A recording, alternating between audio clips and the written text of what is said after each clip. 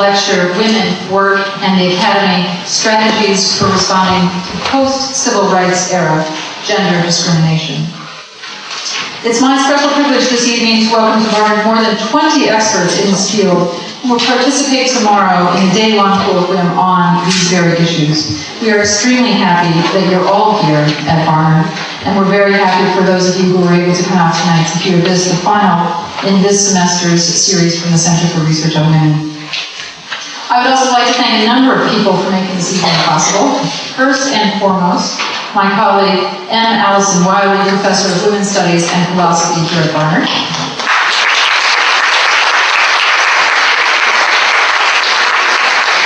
This entire event is Allison's brainchild, and she also served extremely well in her first year at Barnard, too, as acting director of the center last semester, which is when much of the planning took place. We would like to thank her for her intellectual vision, her tremendous energy, I don't think I've ever met anyone with more, and her extremely good humor. I'd like to thank the staff of the center that make all our events run so well. David Hobson, our associate director, E. Grace Lenny, who handled the logistics and travel, Hope Dector, our web designer who designed a website for this event. And I'd also like to thank the center students for the semester, Geeti Dadlani, Abby Downs, Katie Smith, Lori Suganton, Lucy Trainer, Elizabeth Baituli, and Heather Wolin. They make our work possible, and they also are getting an education.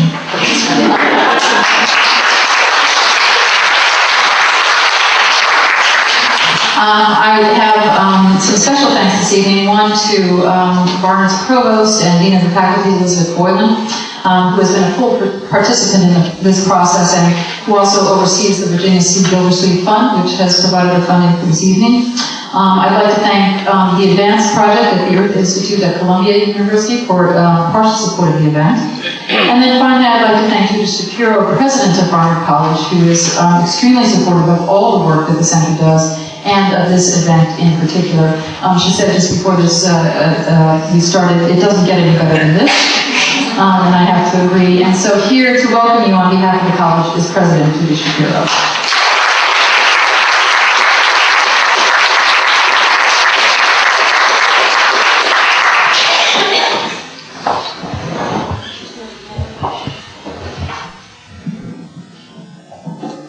Thank you, Janet.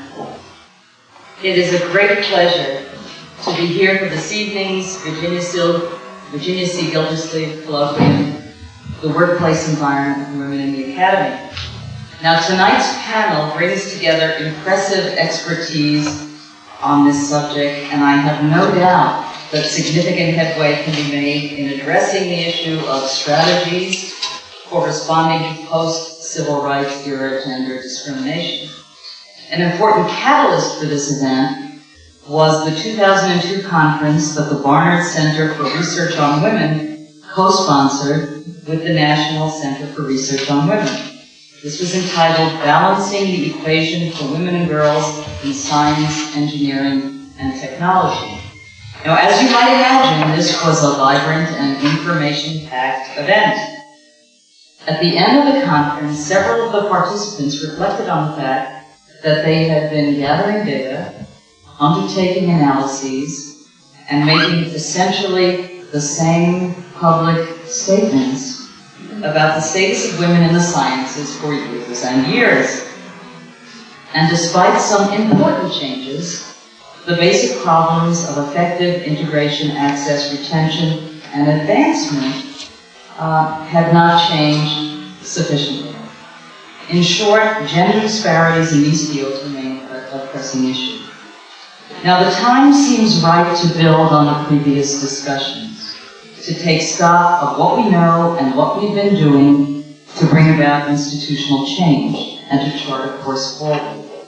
So that is the ambition, and not a modest one, of the working conference, to bring together a number of those who have been working most intensively and successfully on these issues, to compare notes, assess best successful practices, and come up with forward-looking recommendations for change. We are delighted to welcome tonight Nancy Hopkins, Claude Steele, and Virginia Valian, and indeed it doesn't get better than that. who have been asked to address the broader questions and open up discussion about what the issues are. What is most promising and most pressing where women's full participation in the Academy is concerned.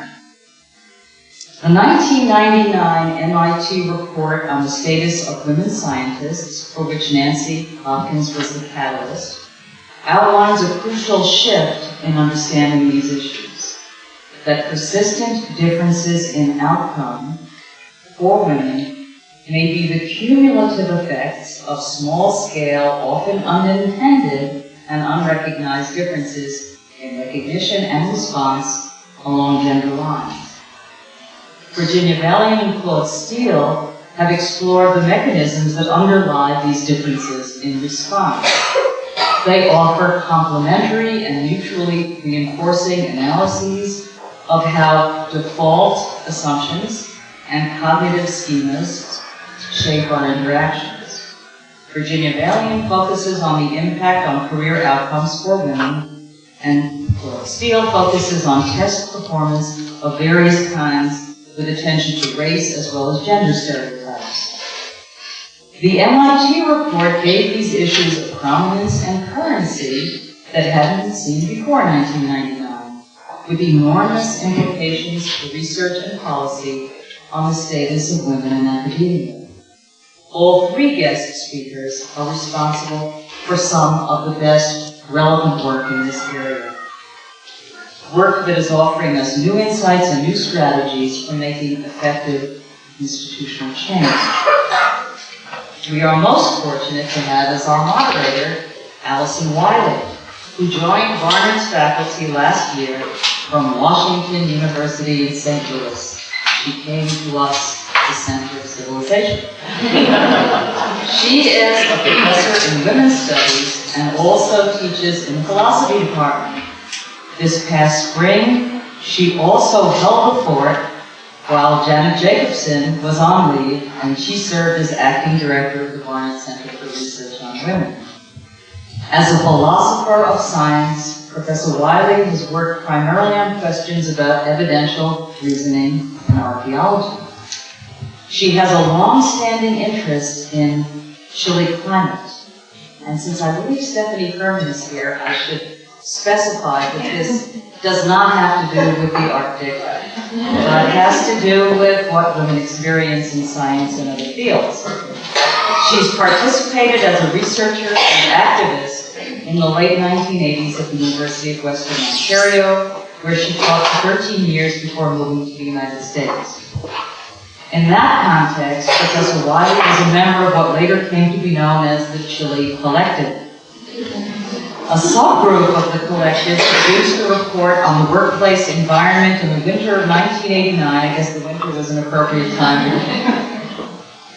This report drew a great deal of media attention in Canada and later secured provincial funding to produce an educational video entitled The Chilly Climate for Women in Colleges and Universities. In 1995, the group edited a collection of essays on the workplace environment for women in academia entitled Breaking Anonymity. So I can think of no better person to turn the proceedings over to at this point than Allison Wiley.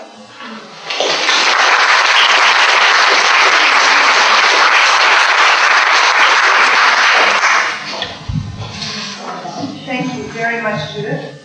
It's a great pleasure to be introducing this panel and conference.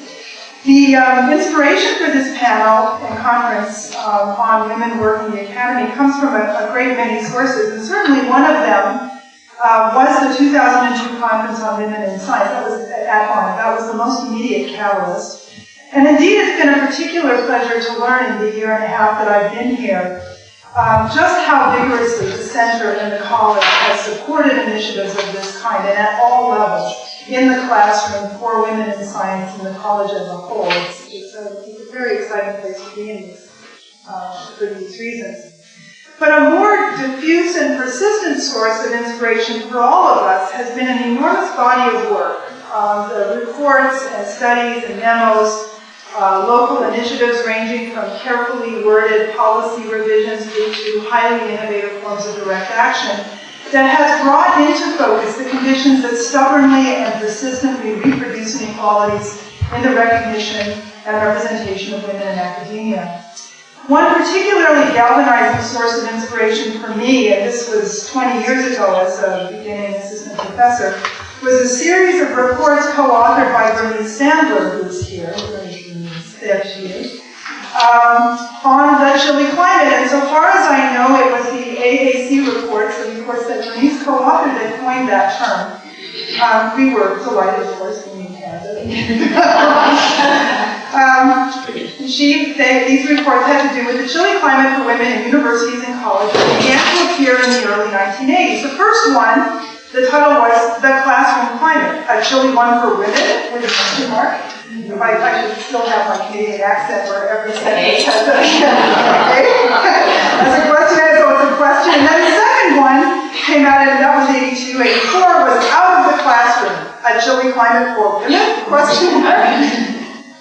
These, as I said, were published in 82, 84 by the Association of American Colleges. They were part of a project, the Project on the Status and Education of Women. There was a follow-up in 1986, the title of which was The Campus Climate Revisited, Chile for Women, Faculty, Administrators, and Graduate Students. No question. So reading them 20 years ago, just a few years into my first, I've been a postdoc for 4 years, and then a few years into my first academic job, I found these reports absolutely transfixing. What Bernice Sandler and her co-author Roberta Hall argued was that we could not afford at that point in the mid-80s to be complacent. By 1986, they observed, and this is a quote, many people, men and women alike, believe that campus discrimination against women has ended. This is the beginning of the 1986 report. And in fact, they go on to enumerate ways in which, progress had been made. Overtly discriminatory policies had largely been struck down. Many people were confident that growing enrollments of women, especially in graduate and professional training programs, would soon translate into significant gains at increasingly senior levels of university faculty and administration, the infamous pipeline hypothesis, now much challenged and we thought. But Sandler and Hall warned these successes were then, as I must say now, strikingly uneven, and in many areas in the mid-80s they showed signs of stalling. Women were, they laid this all out in these reports, but especially the third one, women were concentrated in a limited range of fields, typically at the lowest ranks and in the least prestigious institutions. Patterns that were intensified, in fact, for minority women. Data were accumulating that showed that, as Sheila Whitnall put it in her AAAS presidential address in 1989, the so-called pipeline was leaking all the way along. We were losing trained and talented women, not just losing women at the level of elementary school and high school who didn't get, in this case, science training, but all the way along to graduate and professional ranks. One statistic that was often cited in the mid-80s was that the percentage of full professors who were women remained tiny, roughly 11% through the 80s. And this you could understand in terms of the bulk of full professors who were men who had been there in the system for some time. More telling from my point of view was a statistic I found cited less often, that the percentage of women who were full professors by the end of the 80s was consistently a third less than that of men, and had shown very little change over the previous 15 years, despite the growing representation of women in cohorts that were by the mid to late 1980s senior, many of whom already were full professors. Most important, Sandler and Hall offered an analysis of the problem that fundamentally shifted the center of gravity of debate in the direction that Judith has just described. They argued that these persistent inequalities could well be the cumulative result of relatively small-scale differences in recognition, support, and integration of women into the academy. You didn't need to invoke comparably large-scale monolithic barriers or overt and intentional discrimination to explain large-scale differences in outcome along gender lines and also along race lines. As Sandler and Hall describe these mechanisms, and this is from these reports in the mid-80s, they consist of, to quote them, a host of subtle personal and social barriers that often operate below the level of awareness for both men and women. or that when recognized are perceived as trivial, minor annoyances.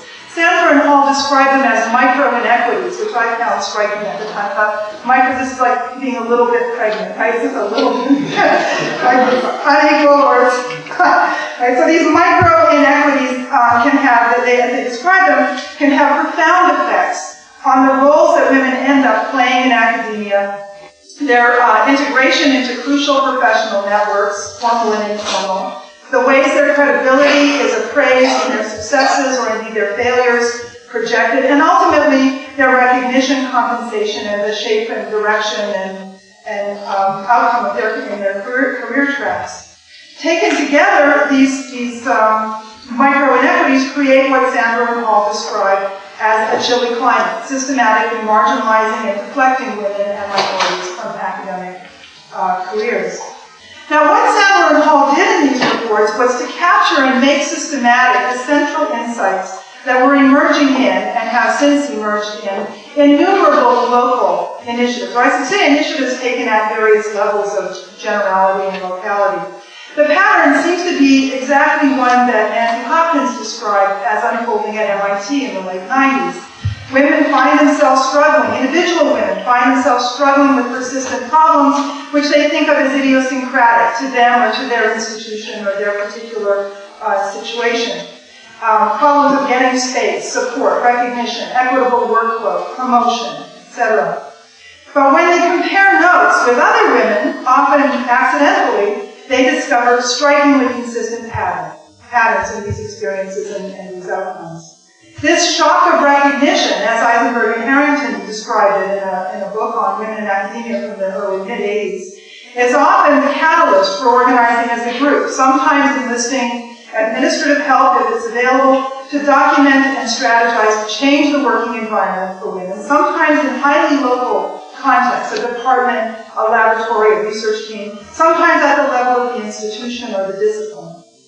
20 years on, we have the benefit not only of the fruits of all these diverse local labors, and in fact, I think Brittany Sandler says you have something like 50 plus reports, and I bet I could find 50 from Canadian contexts. I mean, it's the tip of the iceberg. We have not only the fruits of all these local studies of these diverse local labors, but also of increasingly sophisticated quantitative analyses that capture the contours and extent and nuance of inequalities in outcome along the lines of gender and race ethnicity. Much of it now informed by sophisticated models of how the effects of cumulative small differences can ramify through a career and a profession. I should say this model of cumulative difference that are being used now to characterize gender differences in outcome derives from one that Merton introduced in the 60s of academic careers as what he described as an accumulation of advantages and disadvantages, and that was refined by Cole and Singer in terms of their model of kick response differences for men and women in a model they proposed in 1991. So Columbia has had many of the key people who inspired this work. We also have the rich resources of a well-established tradition of research in social psychology that provides insight into the precise workings of at least some of the chilly-making mechanisms that were described by Sandler and Hall in the early to mid-80s. The ways in which we all rely on these default assumptions and cognitive schemas that are gendered and raced and in other ways structure our interaction. We have as well the incomparable advantage of the MIT report, which not only brought public attention to the ways in which these patterns of marginalization affect the working lives of even the most successful women in academia, but named them, told it as it was. To quote the MIT report 1999, what happened to the women scientists at MIT is what discrimination looks like in a post-civil rights era, even though it did not initially look like what we are quoting again, what we thought discrimination looked like. So we got part of our title from the 99 MIT report. So this is a critical juncture at which to take up these issues of institutional change with hard-won wisdom and renewed optimism. The panel this evening, each of the speakers will speak, present in turn, beginning with Nancy Hopkins, as you know, professor of biology at MIT, who studied electrical fish. Electrical fish? No. Right.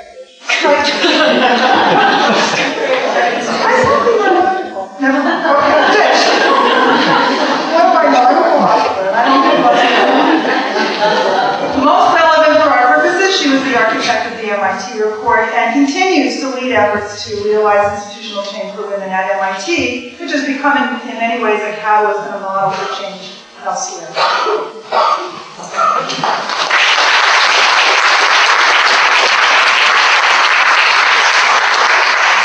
Thank you very much.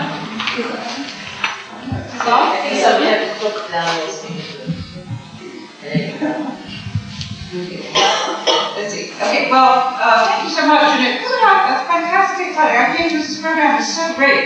And that's because you have here Allison and Janet who really get it. I mean, these people are absolutely cutting edge of the field, but I find actually phenomenally exciting. And I think it's fantastic that this should be happening at this particular college, so University of Technology. So Allison asked me if I would give a brief history of how I, who am a dedicated molecular biologist, or once was, came to be a radical feminist. I guess I'm called an MIT, although by your standards I'm not radical. And then I'll tell you briefly what happened at MIT, which is a story which I think, based on what we just heard, could be called reinventing the wheel. And then what MIT did to try to address post-civil rights era gender discrimination. By the way, I remember writing that sentence. I recall and thinking, I'll toss that word out there and see if it flies. And thinking, after all, it's just a draft.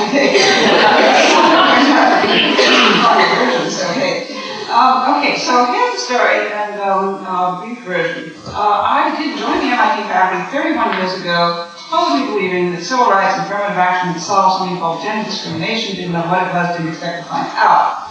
I thought that, and I think most people did, that after all of that, the doors of the universities were now open. It was only a question of time before women would flow into them and fill the ranks of the faculty. And end of story. I found out it was wrong. I found out, to my surprise, that in science, when men and women made discoveries of equal importance, those individual people were not valued equally. I know you don't believe me, but okay. I really could hardly believe it, and thus it took me 20 years to believe it. And I think there's two reasons why it was so hard to believe. And the first one is that we so strongly believe that America in general, and science in particular, is a merit-based occupation.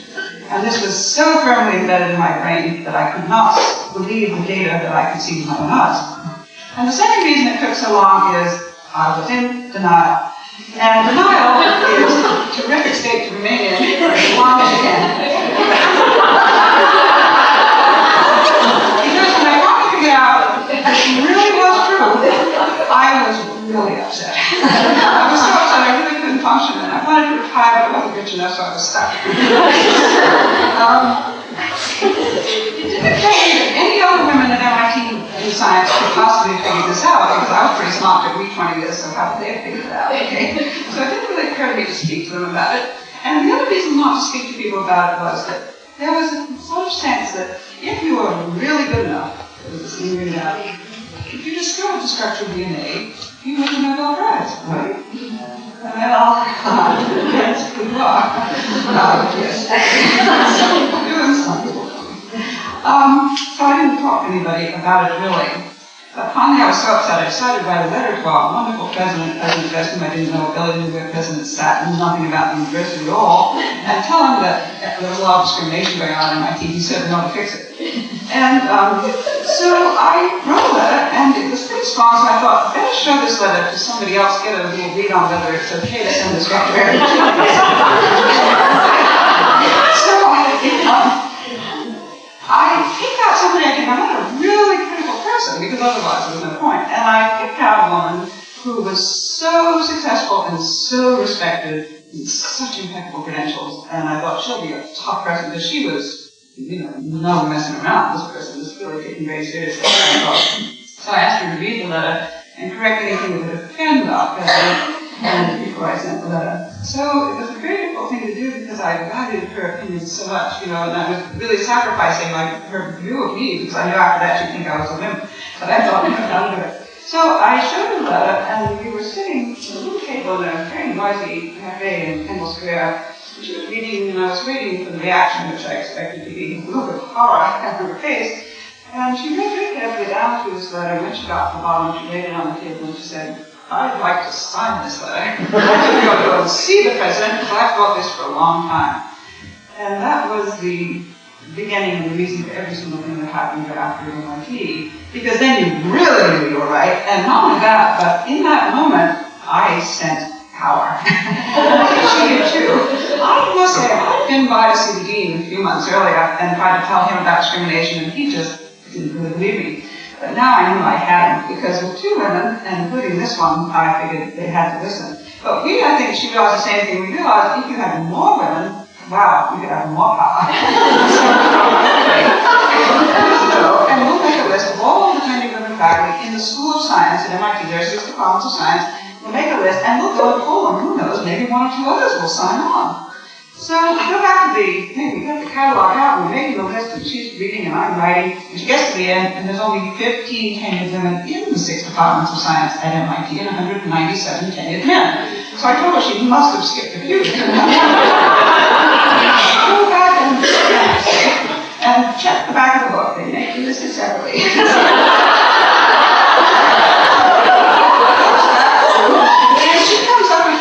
We actually have primary appointments in the School of Engineering, but joint appointments in science, we better add them on to increase our statistical base. Off we go. I think if we are more successful, these women were just really extraordinary. I mean, we didn't know these people, but most of them I didn't know. Really, this woman, but I read about these people because they were such successful scientists. They were winning prizes and awards and so forth, so you knew they were pretty good. So off we go to see them, and the first one I say to her, now, have you ever experienced anything like the following? And I give her some atrocity I recently experienced. And she said, do you have anything I can sign? By the end of the day, half of them signed right on, and we found the other half, most of them. So at the end, we had all but one of them sign a statement. We decided to write a letter to the dean and tell them there was discrimination at MIT and ask them to fix it. And we did offer to help them, so we said, just form a committee and we'll document this so you can understand it. And once you understand it, I'm sure you'll want to fix it, So we wrote the letter, and the letter said, there is systemic discrimination here. It's probably invisible and probably not conscious, but it is really effective. And the letter went out, and we did ask that he would sign it, and we wanted to document it. Well, I think the most extraordinary thing to me about this extraordinary experience to meet these women, bond with them, to come to understand we're not alone, it was extraordinary. I cannot tell you it was life-changing and changed forever my life and so on. And we're all still extraordinarily good friends and so forth. I always love these people. But if you looked at them from the outside, you couldn't have said these women discriminated against. They all had tenure. They got with this standard way. No one would sue MIT to get tenure. They just got tenure through the channels. The tenure rate for men and women at MIT in science and engineering was equal, is equal, has been equal for decades, as far as I know, certainly in the time we've looked at it. These people were very successful. They, as I say, half of them are members of the National Academy of Sciences. So, were they really discriminated against? Well, as we're about to find out, it wasn't just their perception, it was reality. So we formed a committee, we interviewed the women, we asked them for their experiences of what they perceived to be discrimination. We took the individual circumstances that they told us, and then we went and gathered the data that pertained to those circumstances to see if their perception was right. And it was. And so what we learned from that, I think that the word that really came to summarize the experience of these women is marginalization. And that marginalization consisted of undervaluation, which we had received on our independently one from another. The fact there were no women in positions of power. There had never been a woman chairman of the science department at MIT in its history. As of now, there's been one. Great progress. There was an exclusion from full participation in the system. And it occurred on a sort of daily, ongoing basis at the department level. And these consist of things like people get together and they write a grant, and all the people in the field on that grant proposal. The woman who's in that field, which for some mysterious reason, not included on the grant proposal. So how is she going to succeed in science? Well, she goes out and does everything on her own, independently. She writes more grants by herself, she raises her money, she's successful, and it takes a whole lot more work when you do it that way. So the end result is that these women and men who had started equally and had equal ability ended up leading very different lives to achieve the level of success that they had. So we reported that to the dean, and as soon as we did, wherever it was documented, everybody's the dean stepped in and immediately fixed it. And I think if that would have been the end of it, then that would have nothing would have really changed at MIT. It would have been an extraordinary experience. The women would have been happy for a while, but there would not have been permanent change for sure. But something was about to happen that has led to an extraordinary series of changes, including many that Allison spoke about. What happened was that the woman became the chair of the MIT faculty. Her name is Claude Steele, and I must say, I really thought the problems we'd experienced were kind of unique to these highly competitive places like Harvard and MIT. Even Harvard was worse than MIT. I mean, that is but we thought it was just these kind of places, but it was really kind of a limited problem. We thought much beyond the immediate lab space we needed. Anyway, Claude Steele knew better, and she knew about this study, which was otherwise completely secret. Everything had been done in secrecy and private, with just 150-page report that was never seen by anybody except the president, the provost, and the women faculty involved in the committee. And so she asked that we write this up for the faculty newsletter, just a brief summary of it, so that the rest of the faculty could be brought up to speed on what had happened. And she asked me, I said, okay, fine. Wrote something down, and showed it to the women, and they said, oh, MIT will never publish that. It tells the truth about what happened, and that.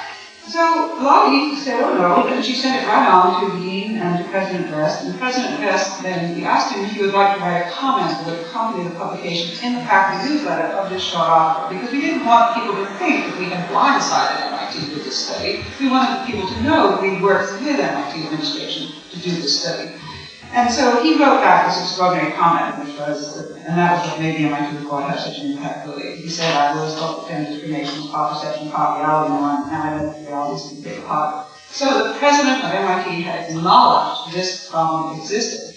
And when that came over the computer screen, the moment is forever frozen in my mind, because I knew that something extraordinary, like it just was, I cried. Who to do? I just sat there for just a very long time looking at this statement, knowing how profound it was, and thinking, oh, that nobody who hadn't lived this life could understand just what this means. That this president came to understand it and was willing to say this, I couldn't believe it was possible.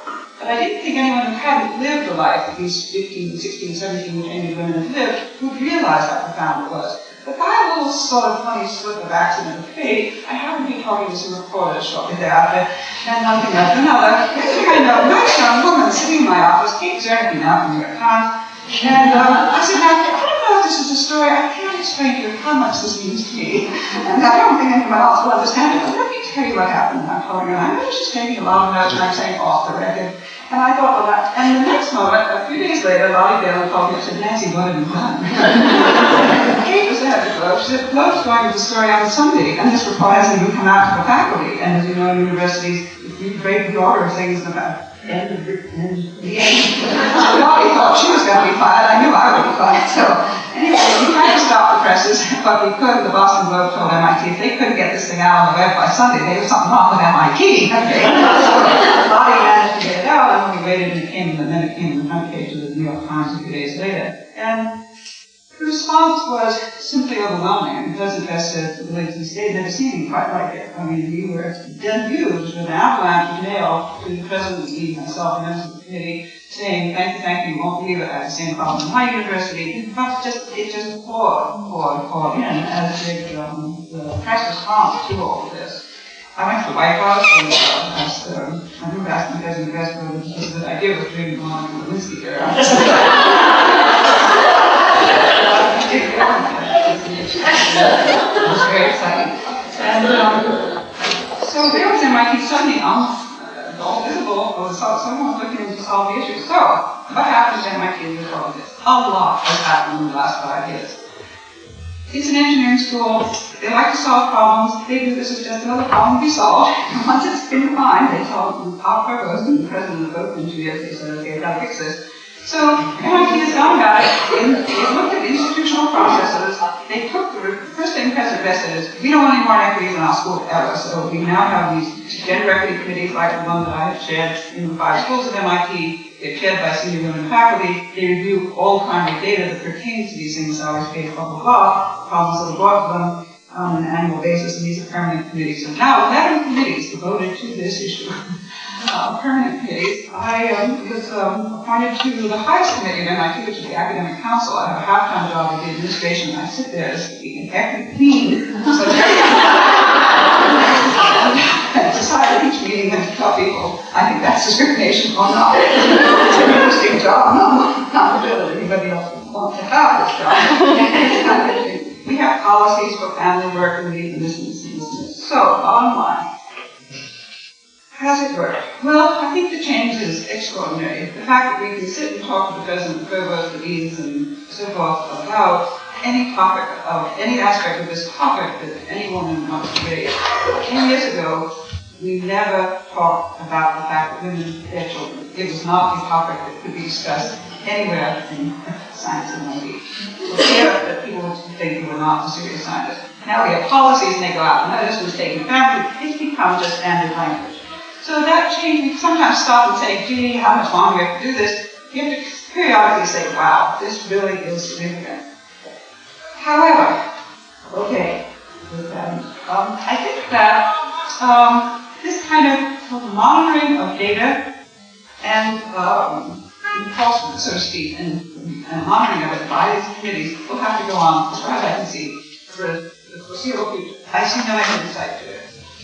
And so you also ask yourself, well, gosh, why is that?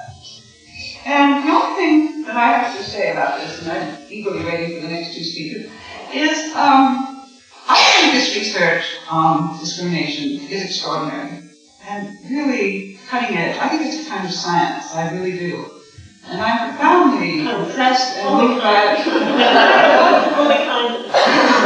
I think it's just as, I think when you understand, when you suddenly understand how this works, it's the same sense you have when you understand some other discovery about how that cell works. I really do. I think it's really important. And I think that somehow we have to make this more widely known.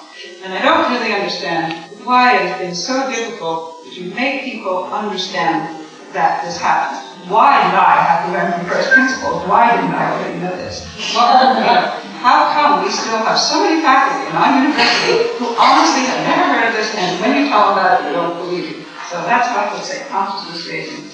And finally, I think the question which I haven't addressed was the question of the small numbers of women and why it's been so hard to change it. And there I think the issue of this that I've just talked about is one component, but there are many others, and some people will argue that you have to change the whole system. That's not, I'm not going to live long enough for all that, so I just stay with this issue. Thank you.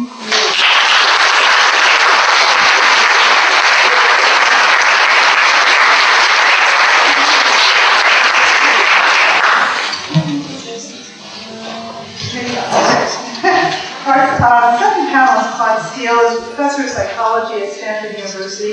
He's done pivotal work, crucial work on mechanisms of stereotype mobilization, how even quite subtle evocation of race and gender stereotypes can significantly compromise test performance in a number of contexts. He's also played a key role in defining and implementing strategies for diffusing stereotype threat in educational contexts.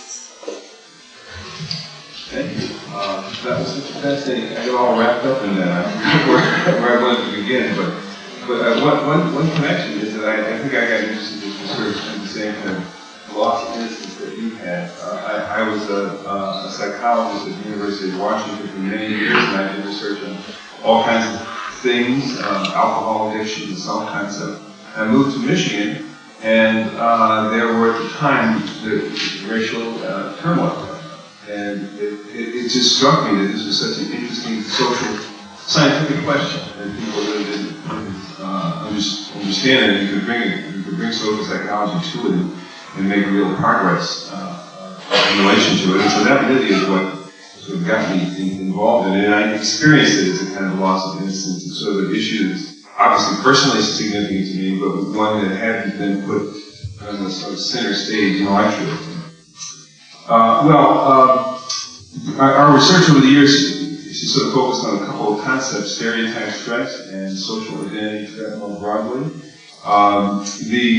Though these concepts are derived from trying to understand some of the problems that you're talking about, underachievement of groups in society whose intellectual abilities are negatively stereotyped, women in mathematics, quantitative fields generally, minority students pretty much across the academic board, white male athletes. A lot of whites with regard to racism. That's a negative stereotype. It's very impactful on people's behavior. So we've kind of focused on this as a very general process that and tried to sweep into this theory a number of important phenomena. Again, let me. What I want to do is spend most of my time talking about remedies today. But let me just review a little bit about the sort of the conceptual framework that we're using in thinking about these problems, and then some of the remedies will maybe make more sense. At the center of our work is the notion of social identity, and by that I mean age, race, profession, religion, language, region of the country, being a New Yorker, being a psychologist. These are all social identities. And our notion is that the degree to which they're important to us depend on what they bring us, so to speak. And what I mean here is that situations respond to people very differently depending on the social identity that they have. So the same situation would respond very differently to a woman than it would to a man. For example, MIT, which apparently responds very differently to even very distinguished and very accomplished women than it does to very distinguished and very accomplished men. Those differences in responses to a social identity, those differences, I think are very important in shaping the nature of these identities and making them important to us. We have a 25-cent psychology term for this, contingencies in social identity. I'll use that term because it just becomes a shorthand after a while, a typical piece of jargon, but that's what I'm referring to. Here's an example of contingencies. I went to a Silicon Valley startup firm to pick up a friend for lunch a couple of years ago. I walked in, I met the CEO, he was 26 years of age, and everybody else in the firm was younger than he was. And I felt very old in that situation. And if I was actually seeking employment in that company, I would start to worry about what my age, as the social identity relevance here, what that would mean for me. Maybe people would think I wasn't really cutting edge with regard to the computer culture of the world, and I didn't know the music they were playing in there. And I remember they had over the cubicles, that they worked in these cubicles, and over cubicles they had hooks, and from the hooks hung their bicycles. And it was just a set of cues in this situation that, brought my age vividly on the line. And that's what I mean by contingencies. If you go there, you have to worry about those things. What will they think of me? Will they sit next to me in the cafeteria? Will they think I know anything about their culture? Will they be friends with me? Will I get promoted? Will they evaluate my work? Not knowing all of the contingencies, but knowing there are likely to be contingencies tied to being my age in that particular situation, I become preoccupied with that identity. That identity starts to be really a preoccupation. Something that's always going on in the back of one's mind. I go back to campus where all the faculty are my age, or many of them are, too many of them are, and I don't feel all that. I don't think about it.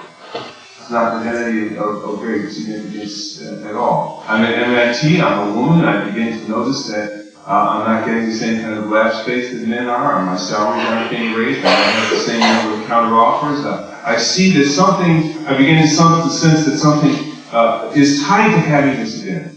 So I want to argue that at base, these identities have significance because of the things that are tied to them, our experience, the things that we have to contend with in specific real-life situations because we have the identity. These identities are not figments of our imagination. They're made important because of the way the world is organized in relation to those identities. Well, stereotype is a good example of a contingency. It's a simple one.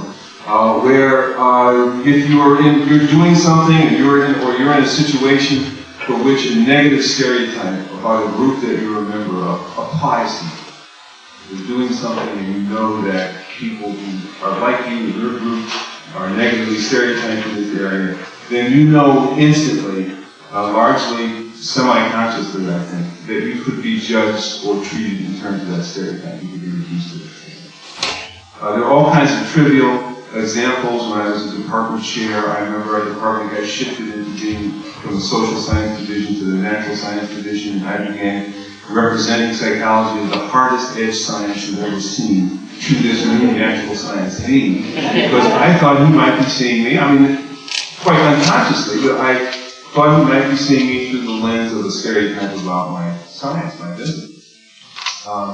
That's an everyday example of stereotype.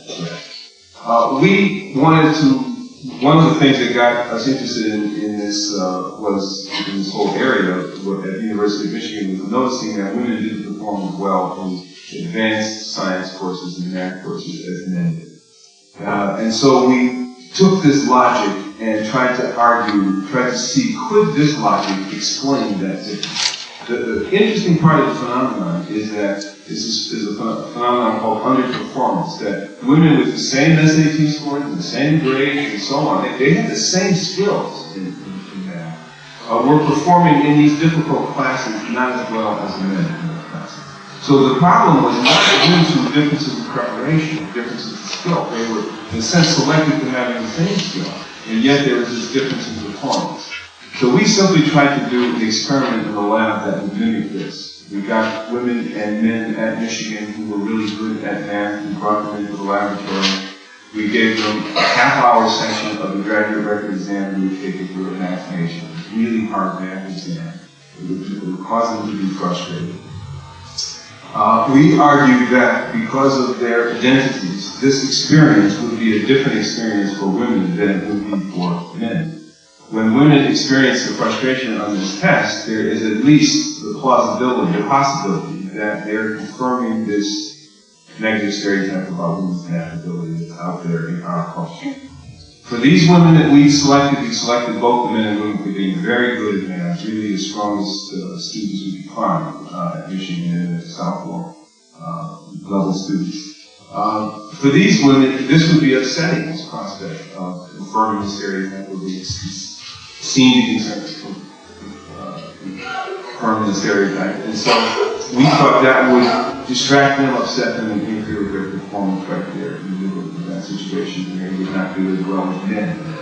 Men too would be worried about their abilities, but they didn't have to worry about confirming a group-based stereotype of inability or limited ability in this area. So that pressure was free for them. Well, that's exactly what happened. Women dramatically underperformed in relation to men. But in the critical condition of the experiment, we took out the stereotype threat. And we did that in this particular experiment in a very simple way. Just before both the men and the women sat down to take this difficult test, we told them, you may have heard women don't do as well as men on difficult math tests, but that's not true for this particular test. On this particular math test, women always do as well as men, and always have done as well.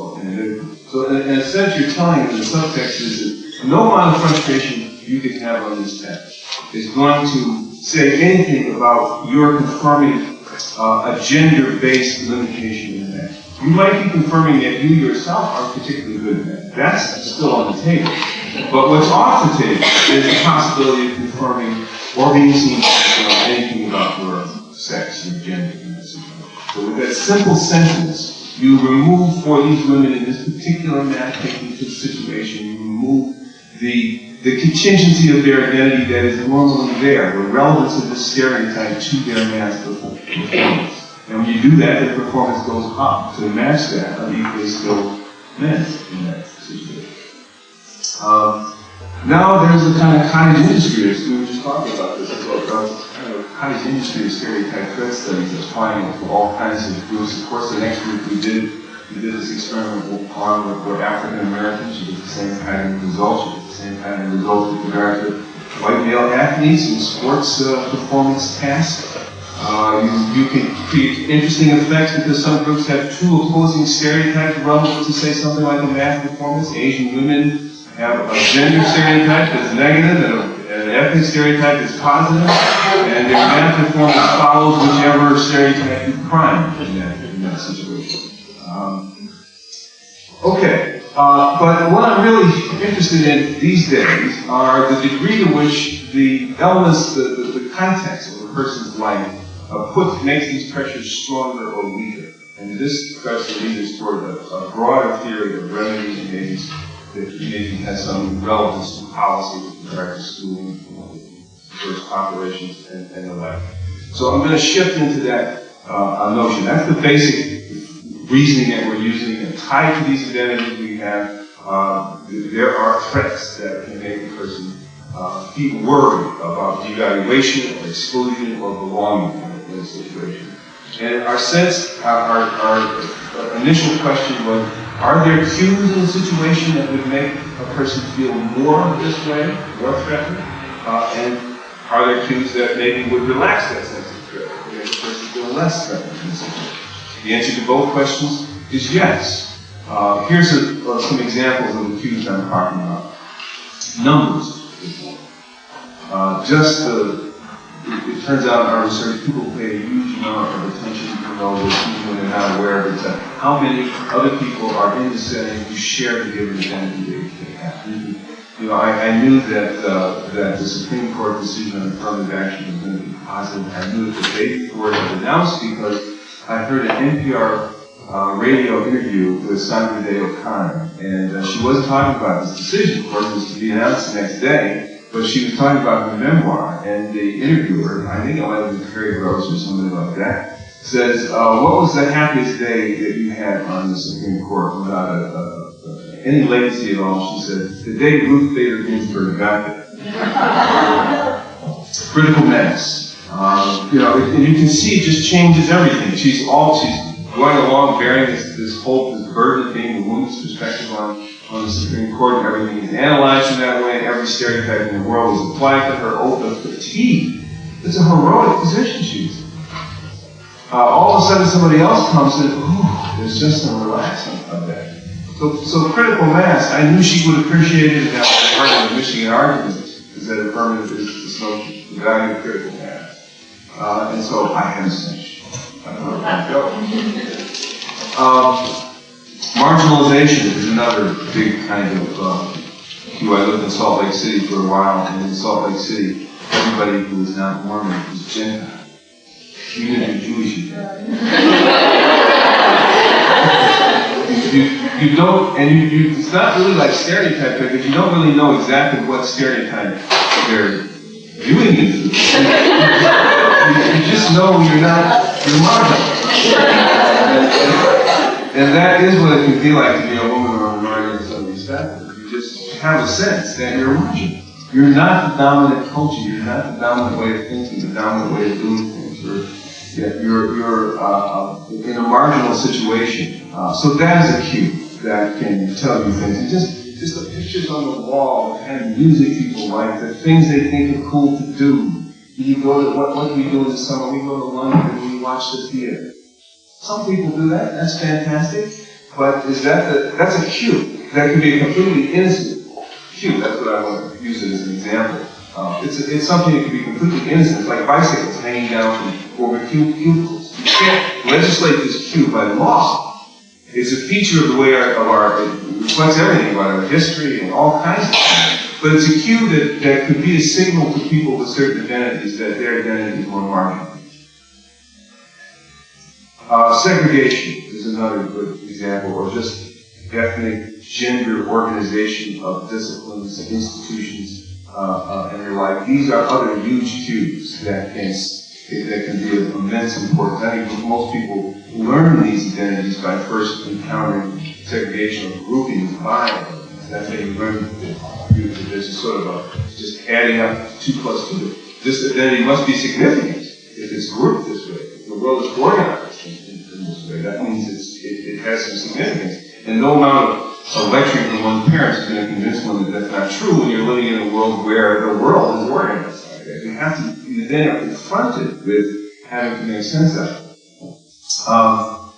For example, in those experiments that I was talking about, somebody did a very clever one where they simply added men to the room in which women were taking the math test, one at a time.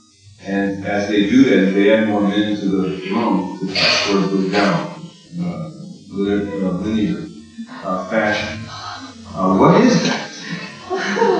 That's a cue that is signaling the significance of an identity, and as you become more and more of a minority in that situation, that identity becomes something that is more psychologically studied and impactful.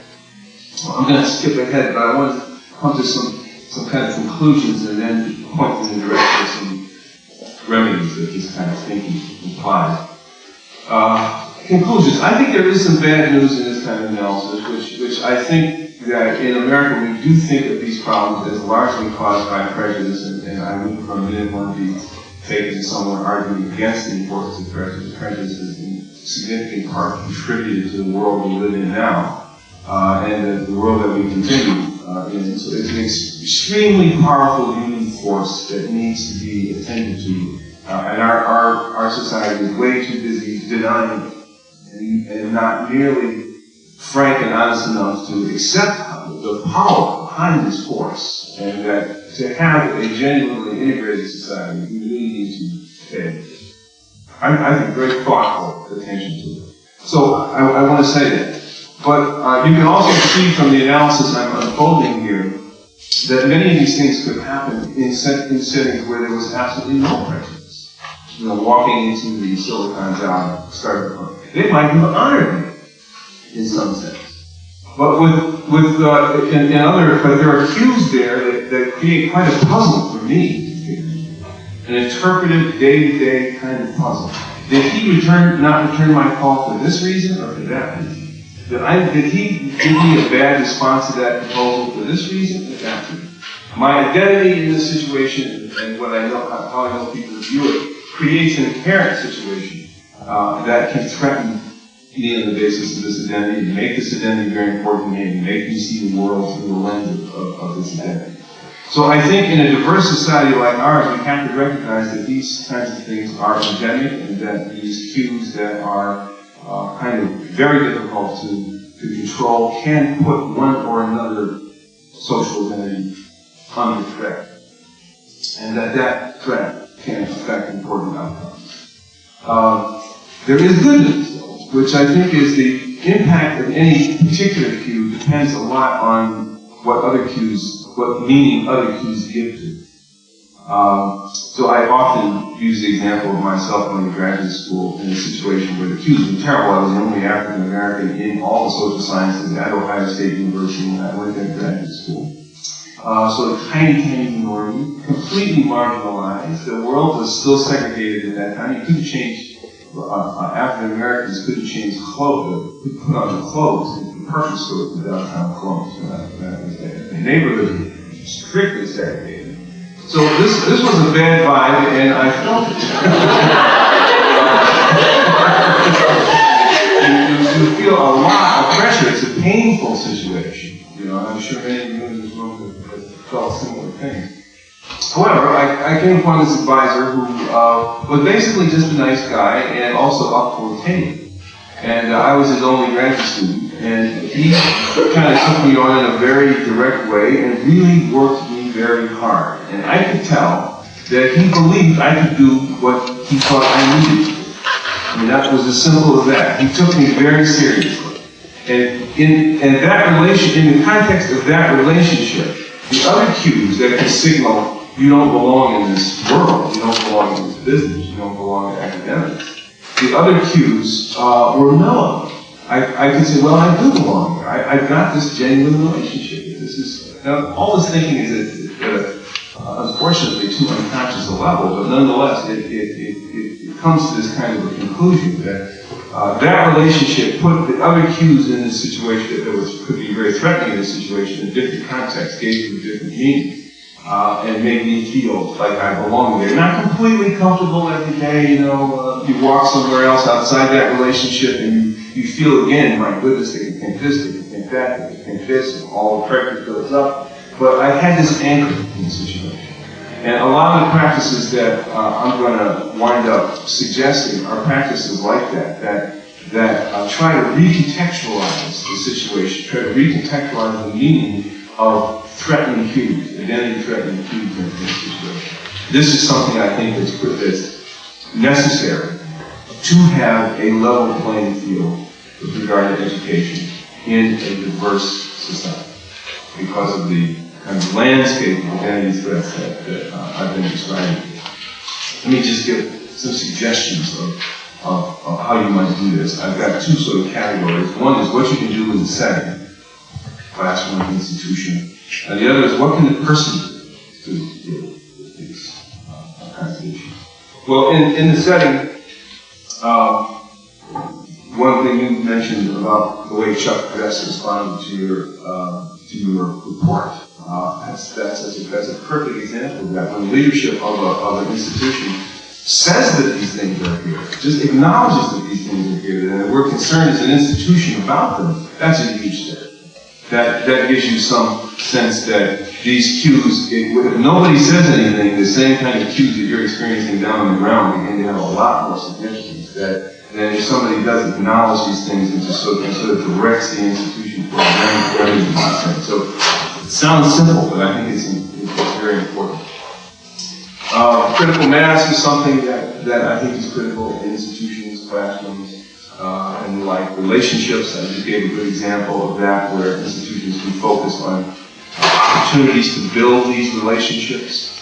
These things really, I think, mentoring systems really do help people feel more comfortable in environments where they're less likely to feel comfortable. Here's a very nice intervention study which shows something very simple, which was done at Yale last year. Kids see a 5-minute video of a student, an African American student, who's 18 months older than they are. So he's been at Yale a little bit longer than they are. And there's a white sample and a black sample of participants seeing this videotape. And in the videotape, the guy just says, well, you know, I came to Yale and I really felt that I didn't belong here. And it was miserable, and I went home on the weekends, and I tried to make connections with my buddies, and it was really hard to move into this environment. But my parents, shoved me back on campus, and over time I joined this activity, and I joined that activity, and I developed some friends, and I have a real niche here. I feel like I really belong at Yale, and now I feel like I can really get a great deal out of this institution. There's still some problems, but I feel like I can really get a great deal out of it. Well, the black students who saw that videotape, their grades went up the next semester by a quarter of a letter grade. That gives them an explanation for the identity threat that they're feeling. They're feeling this threat in the situation. And this gives them a way of understanding it as a normal experience in this situation. Well, individuals, learning goals, your former colleague, Carol Dweck, social psychologist. She's now my colleague, but she just moved from here to Stanford. And she uses, shouldn't bring it up. It's so relevant. I think she did a study in some math courses at Columbia in which she taught women to have a learning goal approach to their performance in the class as opposed to a performance goal. That is, take the course as if you're just trying to learn as much as you can learn. Don't hold yourself necessarily to a hard performance standard. And that reduced the stereotype threat that women felt in the math class. They got better grades, they persisted longer, all kinds of good things happened. Because in part the stereotype is alleging a lack of some fixed ability that is endemic to your category of person. There's something about this category of person that is fixed and is inadequate in this situation. And what she's doing is arming women in this situation who are subject to that kind of stereotype threat. She's arming them with a counter-explanation. No, math is not, math performance and how you persist in math is not so much a matter of whether you have a given amount of this talent at any given time. It's about how much you focus on learning. And this is an opportunity to learn. And don't take it as a read on whether or not you have a critical amount of some ability. And that sort of redesigning that personal theory for these students helped them feel a lot more comfortable in an environment where, again, the cues are pretty bad. They're in a minority. They're marginalized. The farther they go up the math curriculum, the more male the culture of the situation gets. But this theory, this personal theory, helps with that. A broad range of studies that document the ways in which we learn, internalize, and enact gender schemas in day-to-day life, especially in professional and academic context. And she's also the co-PI of one of the big NSF grant advanced projects. Thank you. I'm going to try to put together tonight some of the research on gender schemas, which both panelists, all three panelists before me, have alluded to in one way or another, and draw out the implications of that for remedies. A lot of people have already mentioned on the panel, we thought it was all over, even now, I think there's a desire for it to be all over, and so for that reason, it's important for everybody to know what the data are. I'm not going to review the data. If you Google my name, you'll get to my website, and that'll take you to the Hunter College Gender Equity Project, where we have posted a lot of resources, including an annotated bibliography, and also up-to-date information about how men and women are doing in various professions, especially in the sciences. And there are other documents there as well. So I'm not going to review those data, I'm just going to tell you they do exist, and to summarize them, which is that there has been progress. Men and women now start out making equal salaries, and they come in at the same level. But over time, male and female careers diverge, regardless of the field that they're in, with men advancing faster than women. So the question I posed in my book, Why So Slow, the Advancement of Women, it's still a question. Women still are advancing at slower rates than men are. Okay, what's behind this? Again, starting with Sandler and Hall, actually starting with John Stuart Mill, I guess.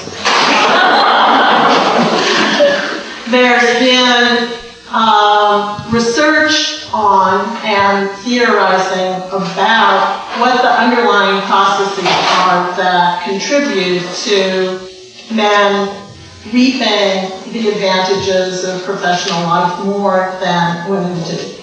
I think all of you are probably familiar with the notion of gender schemas, but I'm going to briefly say what they are so that we're all on the same page. Gender schemas are like stereotypes. They're largely non-conscious hypotheses about what it means to be male or what it means to be female. An idea about what it means to be male includes being capable of independent action, doing things for a reason, getting down to the business at hand. Our idea about what it means to be a woman is to be nurturing, expressive, and communal. Even if we explicitly disavow those notions, social psychology experiments demonstrate that we have them, and we use them, male and female alike, in making judgments about people. As the panelists before me also indicated, many of these judgments are happening in very small events, which seem like molehills.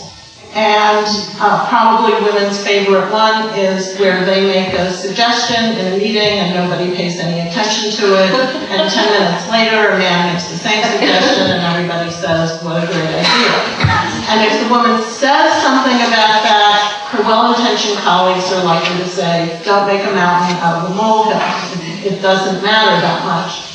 And that's where the idea of the accumulation of advantage, term first coined by Merton, who also referred to it as the Matthew effect in the Bible, unto those that have more shall be given. The accumulation of advantage was simulated in a very nice computer simulation by Martel and his colleagues, demonstrating that even tiny amounts of bias, amounts that account for only 1% of the variability in a given phenomenon, will over time add up to create a major disadvantage. So it's like compound interest. You'd rather get 2.25% than 2% because even that small difference over time accumulates. So gender schemas result in professional situations in our overvaluing men and undervaluing women. We all do it, male and female alike. There's almost no psychology experiment that shows the difference between how males and females react when they're evaluating men and women. These over and under evaluations happen in many small occasions, and they add up over time to produce this disparity that we continue to see. There are two recent experiments published 2004 that I want to tell you about to allay your anxiety that there might be nothing left to do in the gender realm, and that detail how the phenomena work. The first one is by Heilman and her colleagues. Heilman teaches at NYU and does beautiful experiments. And the title of this is Penalties for Success. What Heilman and her colleagues did was investigate how males and females would rate people who were described as being an assistant vice president in an aircraft company. So the idea was, let's pick people who are in a male stereotyped profession. The evaluators read background information about the person, the job, and the company. In half the cases, the person is described as about to have a performance review. So we don't know how they're doing in the job. We know they are assistant VP, but we don't know whether they're going to continue to be. We don't know whether their performance is seen as positive. In the other half of the cases, the person is described as having been a stellar performer. Half of the people who are being described are male, half of the people who are being described are female. And the evaluator's job is to rate how competent the employees are and how likable they are. When no information is given about how well people are doing in the job, evaluators rate the man as more competent than the woman, and they rate them as equally likable. When the background information makes clear that the woman is extremely competent, evaluators rate the man and the woman as equally competent, but they rate the woman as much less likable. They also perceive the woman as more hostile than the man. So in evaluating a woman in a male-dominated field, observers see her as less competent than a similarly described man unless there is clear information that she's competent, and in that case, they see her as less likable than a comparable man. Notably, as I indicated earlier, there were no differences between male and female subjects. They both showed this effect to the same degree. So both males and females see competence as the norm for men and as something that has to be demonstrated unequivocally for women. Both males and females see competent men as likable and competent women as unlikable. Further, likability matters, as they demonstrated in the third experiment in this series. They describe targets as high or low in competence and high or low in likability. So they crossed it. There was somebody who was high in both, somebody high in one, low in the other, somebody low in both, males and females. People rated the targets who were high in likability as better candidates for being placed on a fast track and as better candidates for a highly prestigious upper-level position. And that's not irrational. You take people who are likable to be people who are going to get along well and do their job well. But when you put it together with the fact that simply in virtue of being competent in a male-dominated job, a woman looks less likable, independent of how really likable she might be, you can see the difficulty that she's in. So we can tell women all we want. The main thing is to be competent, and it is necessary to be competent, but we also need to except that there is a price to be paid for being competent, namely, people aren't going to like you as much, and it matters that they don't like you as much because they're not going to want to give you the institutional rewards that you deserve. Okay, the second study by Norton and his colleagues, published December 2004, and I really like this title also, Casuistry and Social Category Bias. I think that's the first time I've seen casuistry in psychology. What this paper does is demonstrate how people shift their standards in order to justify a choice that seems a priori reasonable to them. This is a phenomenon that I think everyone who has served on a search committee has informally. But what this experiment does is nail the phenomenon. The experimenters asked male undergraduates, Princeton male undergraduates, in case you're interested, to select a candidate for a job that required both a strong engineering background and experience in the construction industry. The evaluators rated 5 people, only 2 of whose resumes were competitive. One candidate had more education than the other. That candidate had both an engineering degree and bogus certification from, what do they call it, a concrete masonry association. And the other candidate just had an engineering degree. The other candidate, who just had the engineering degree and not this additional certification, did, however, have more years of experience, 9 years of experience compared to 6. And the question was, how would these evaluators rate the education versus experience difference? They expected that undergraduates not having any work experience would rate education more highly than experience, and indeed, when the dossiers are presented to them only with initials, so people have no idea what the gender is. In that case, 75% of the time, approximately, people pick the person who has more education. They also asked follow-up question, what was the basis for your decision? And a little more than half of the time, they spontaneously mention that education is important. Okay, the next 2 conditions are the experimental conditions. In one of them, the man has more education and the woman has more experience. And in that case, again, they go with education. It's just like the control group. So now instead of initials, they have the person's name and it's a clearly gendered name.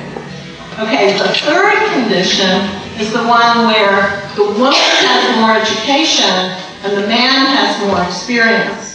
Now, instead of 75% of the time preferring the person with more education, less than half of the time do they prefer the person with more education, and only less than a quarter of the time do they say that education is more important than experience. Okay, so as I said, everybody's seen this in the search committee, but it's nice to have it documented so rigorously. And there were a number of control conditions that I won't tell you about.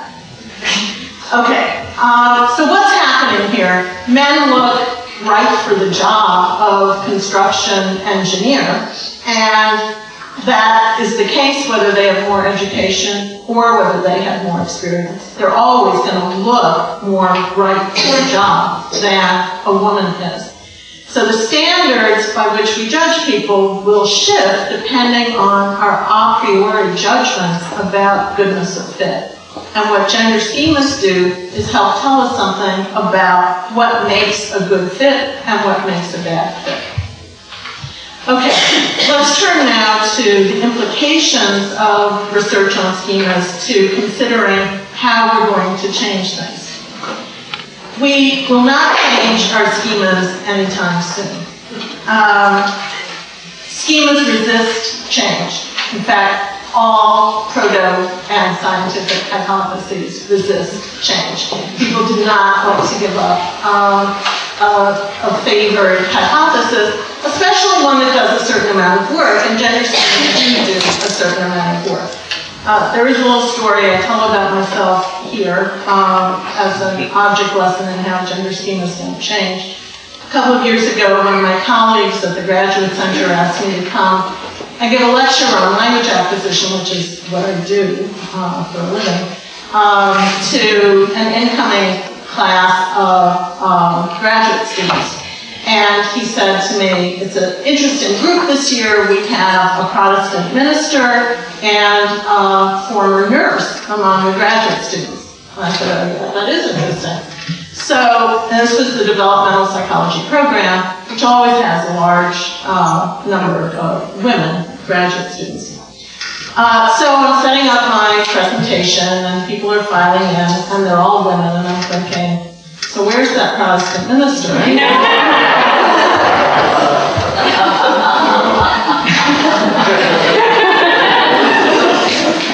And then my colleague says, okay, we're all here now. And I'm thinking, we are? Well, all right, I'll start. Maybe he dropped the course. And then as I'm starting, I realized, is the Protestant minister. All right, so, I mean, I'm not perfect, but I have been thinking about gender schemas for a long time, and mine isn't changing very fast. So we can't count on wiping out gender schemas. So that means we have to come up with solutions that are going to leave gender schemas largely where they are. Okay, I'm not saying we shouldn't try to change them, but I'm saying we have to prepare for the fact that they're not going to change for some time. And we have to have remedies that are going to take that into account. So our first task, in my view, is to demonstrate how schemas work, their persistence and ubiquity, and the limitations they set on our ability to judge others accurately. Know the data, know the theory, communicate the data, communicate the theory, use the data, use the theory to inform proposals for remedies. Remedy one, since we can't rely on our evaluations, we need policies and procedures that will allow us to check our work and correct it if necessary. Such procedures will constitute a new set of operating minimum norms. For example, whenever we create a list of colloquium speakers or a slate of candidates, we will check the list to see if it matches the percentage of women in the pool. If it doesn't, we will search harder for qualified candidates. This is the way we avoid errors. So people have to know that they're likely to make errors and that there's nothing shameful about that. Where the shame comes in is not understanding that you're likely to make errors and therefore need to correct for them. New operating norms can be introduced. I recycle my newspapers in the blue container outside my back door, not because I particularly care about ecology, and not because anyone will put me in jail, especially in New York, if I don't, but because it's part of being a reasonable citizen and it's easy to do. If I had to carry those newspapers down to the basement, I would definitely not do it. So what we need to do is make it easy for people, especially the people who don't care that much, but are willing and desirous of being good citizens. So when we're looking at the people around us, they're on a continuum. We have some people who are potential saboteurs, and they would like to put a spanner in the works. Then we've got a lot of people in the middle who don't care that much one way or the other, but they'll do the right thing if it's not too hard to do the right thing. And then we have people at the other end who are really committed to change and who can be relied on to do something more. So we need some procedures for all of those people in the middle. And we need easy things for them to do, like, what does your slate of colloquium speakers look like? And this is something, and now we'll get to the second remedy. Since schemas are persistent and ubiquitous, we cannot rely completely on top-down leadership, helpful though it is. At the National NSF Advance meeting at Georgia Tech in April, Beverly Guy-Sheftall spoke of what happens to gender equity when a leader who has held it as a value leaves. The situation has a tendency to revert to status quo ante. And this has been seen in a number of places. For example, Johns Hopkins University Department of Medicine and the School of Medicine made enormous strides over a 4-year period in promoting women from assistant professor to associate professor. When the chair of that department, John Stobo, left to become head of the University of Texas Medical Branch School of Medicine, things fell apart. And this, you can see why this is the case. If you don't have distributed leadership and you haven't put in place procedures that are part of the fabric of the institution, when the person who's the linchpin, who's holding it together, leaves, the thing falls apart. So that's an argument for bottom-up distributed leadership. Students, undergraduate and graduate, can be effective. Postdocs can be effective. Faculty can be effective. It's our institution. Only we can make it work. Most of us will need training because few of us know how to develop and carry out effective strategies. The MIT experience is a beautiful example of different loci of leadership, from Nancy Hopkins, from the other tenured women in the School of Science, from the dean, perhaps reluctantly, of the School of Science, and from the president. So part of what made that work in my analysis is that there wasn't just one person doing it. There were different loci of leadership within that group. And also the consultative way that Nancy and then the other women went about it was key, I think, to the success.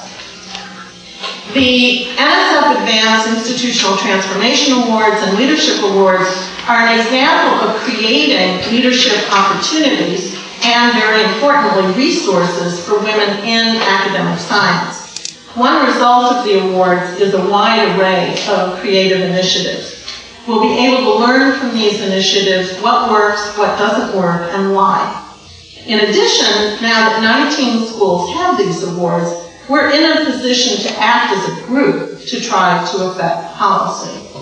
So NSF has created a group of people who can now act as a group and be effective on a national level. And I hope we do it. Remedy 3, we can learn from the leadership literature about how to be more effective, regardless of our locus within the institution. We can also learn how to create leaders and how to be effective in improving the value of our institutions. Many characteristics of effective leaders are within our grasp, regardless of where we're situated within an institution. We can articulate our goal. That's one of the characteristics of effective leaders. In this case, gender equity. We can supply reasons for people to see that goal as desirable. For example, to keep young women in science. This seems to be something that everybody is concerned about. We can develop specific recommendations for how to reach the goal. We can develop strategies for how to implement those recommendations, and we can build alliances. Those are all things that we can learn how to do, even if we don't know how to do them already. We all have some sphere of influence. It's up to us to figure out how to use that sphere of influence to affect change in our institutions. Thank you.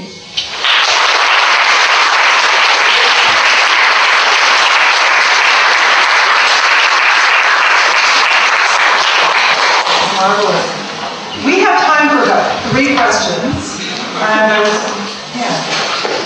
there must be. I have a question for Dr. Steele. Dr. Hopkins mentioned benefits of being in denial.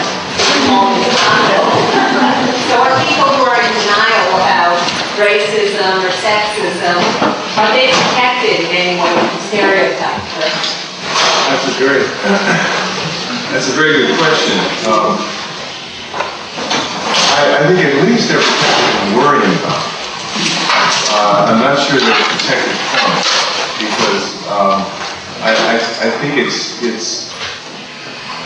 the way I understand it is that it's kind of a activity. It's just an awareness of what you might be thinking when I'm talking to you about something or doing something. I just have, as a functioning human being, just in order to function, I have cultural knowledge about what other theories of mind about how other people might be looking at me or might respond to this, or just an inherent part of human communication.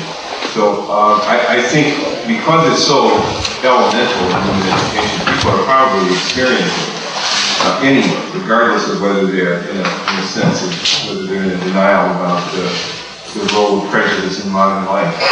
They're probably experiencing these threats anyway, just not really knowing how to articulate them, not knowing how to describe them the way they're described. Dr. Hopkins expressed surprise at the positive response of the MIT president to the letter. Could the panelists comment on whether it takes one to know one? Meaning what exactly? I'd like you to run with the thought. Are you asking why did he acknowledge it? No, to what extent it takes an individual, well, maybe to put it bluntly, to what extent could an XY appreciate an XX situation? Oh, okay. All right, so I'll start on that. The rest of you may have things to say too. Briefly, as I indicated from these experiments, there tend not to be differences between males and females. Even in things like nonverbal facial reactions to people in a leadership role. So people smile more at men when they're in a leadership role than they smile at women when they're in a leadership role. And both men and women do that. But I think one place that it does make a difference is once you know the data and the theory, then women have a store of examples that they've been busy not paying any attention to for their whole life. And now those examples have a theory that they can nestle within. And so the theory makes more of a difference to them, and they can appreciate it. Whereas a man, unless he is the father of daughters and only daughters, is not in the same position to be able to come up with the experiences that give these things their emotional weight. So it doesn't, in principle, make a difference, except that I think when you've got a theory, it doesn't work for you. And it's partly, one thing you could ask about the status of women in general is, why did it get better? And I think one reason it got better was that women got a theory at the end of the 60s and early 70s, and that theory was life transforming. When it flocked into professional schools, just as motion to Title IX, who's sitting here, just as they flocked into sports. So having a theory having a new theory can get you very far. I'm worried with this all the time, because for years I give a talk in various places, and as soon as you start talking about stereotypes and the women start to go, and the men are kind of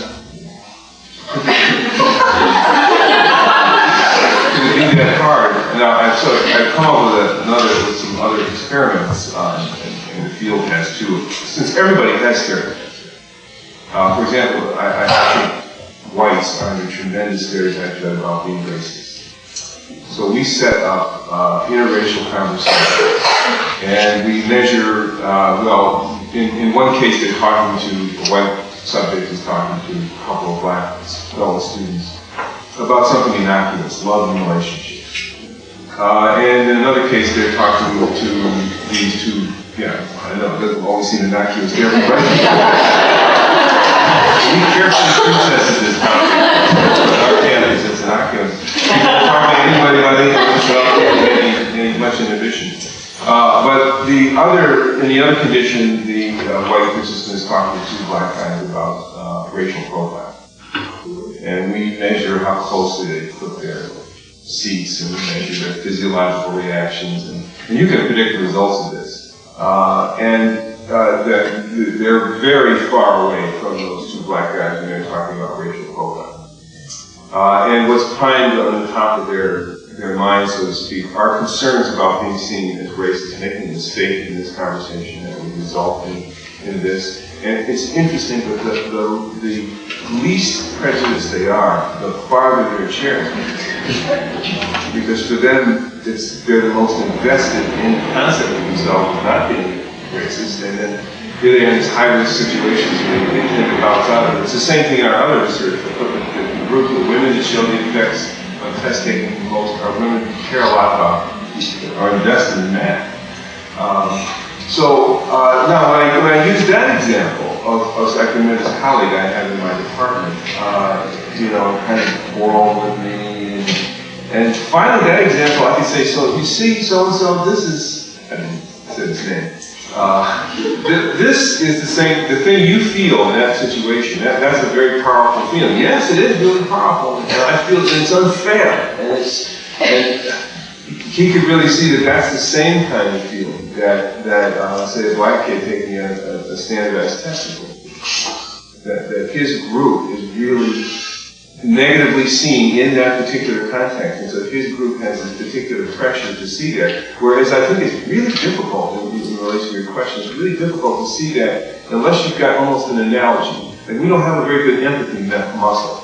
So the only way I found that it works is that if you can show the person something in their experience that's the same, then they can generalize it to what another group might be going through, and then you can see the contingencies tied to being another group and how powerful they might be and what the emotions are. But I think it's a really profound question in a diverse society, is somehow getting us to understand the legitimacy of each other's feelings in this situation. I'm not sure exactly this is the answer exactly that you're looking for, but I guess one of the things that really struck me as remarkable is that understanding this issue for one group does not transfer all that well to the next. I mean, it's just remarkable.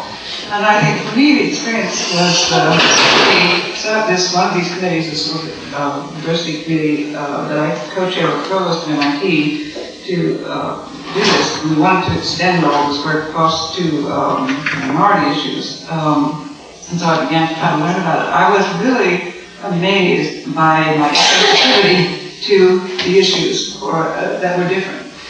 And you sense there were two possibilities, that there were problems, but what's understanding them, being able to see them, and being able to do the right thing as a result of seeing them was not there, and it was really discouraging shock. And I think that's also true for all groups. It doesn't matter that you've been the object of this kind of bias, you cannot easily see it against another group, because it's extraordinary. Very discouraging. One more question. Yes, I was wondering, you're not research in, let's say, college or your areas, but what can be done more specifically in the science department if the chairs are not interested in starting a team? When they say you're creating the problem, you're not solving the problem. Have you gone by yourself? Or have you been with actually, I'm the president of Women in Computer Science. Right on. And I've heard a lot of people say, well, if you have extra energy, why do you care about the rights of women? Why don't you go all kinds of things like this, like just wasting their time, they're talking about stupid things, and I really sometimes feel that maybe I am doing the wrong thing. I wonder, and I really do believe that most people, guys in my department, believe that there is no real problem. They're like, go and listen to the women, they're talking these really funny things, how they feel rejected in the department. And there is no way to, like, I've tried speaking with them and it's just like no conversation, really. So I really wonder, apart from their, like, scholarly work, what can women in science actually do?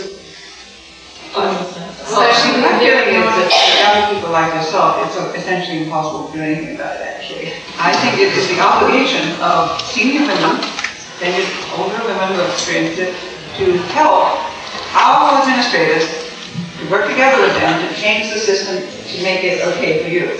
I mean, I think that's what you have to do, and I think the other, those two things. I think it is a question of doing it at an institutional level with the help of things like advance and president MSD, working with faculty, and then educating people to this research so that the average faculty member knows it. I find the fact, increasingly I'm angry that the average faculty member is so completely unaware of it. I find this unacceptable.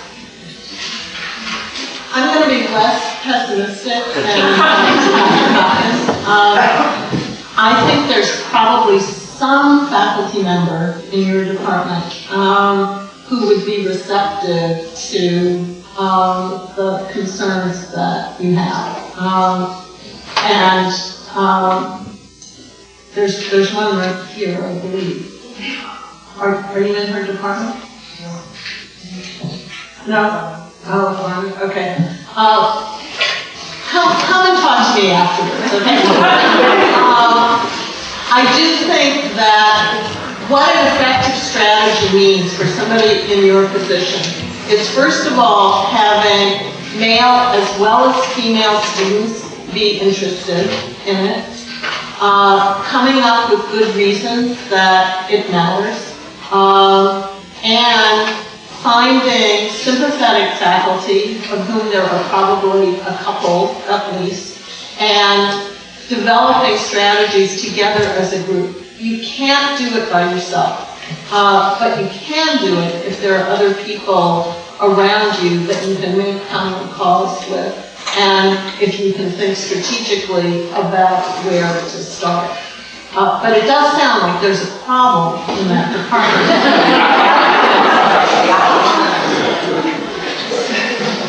Well, on that joyful note,